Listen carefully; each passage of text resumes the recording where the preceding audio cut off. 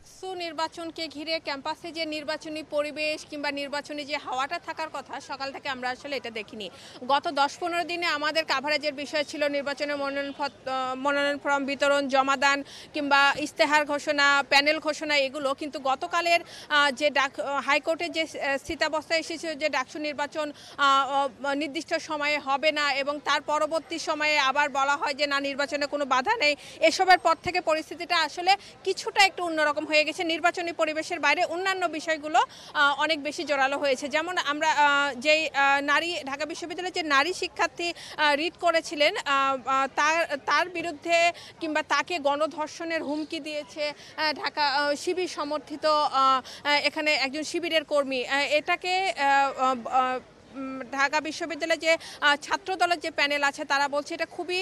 ন্যাক্কারজনক, তার শাস্তির ব্যাপারে এবং তার ব্যাপারে যেন একাডেমিক ব্যবস্থা নেওয়া হয় সে ব্যাপারে কিন্তু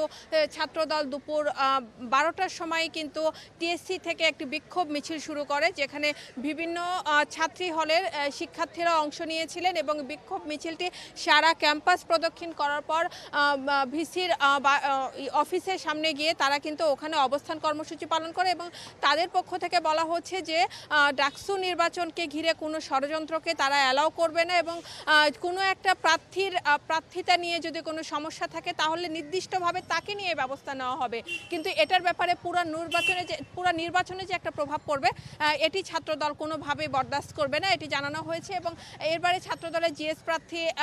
হামিম তিনি বলেছেন যে শুধু ডাকসু নির্বাচন কেন, ডাকসু নির্বাচনও নির্দিষ্ট সময়ে হতে হবে এবং জাতীয় নির্বাচনের যে